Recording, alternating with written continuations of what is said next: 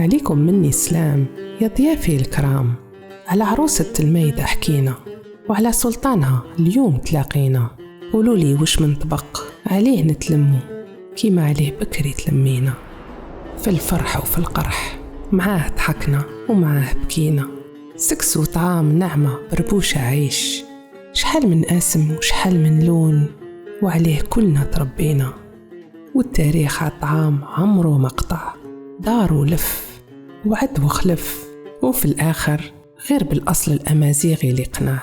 وأقدم كسكاس القهوة كان في بلاد قبايل، يعود لوقت ما سينيسا ملك نوميديا.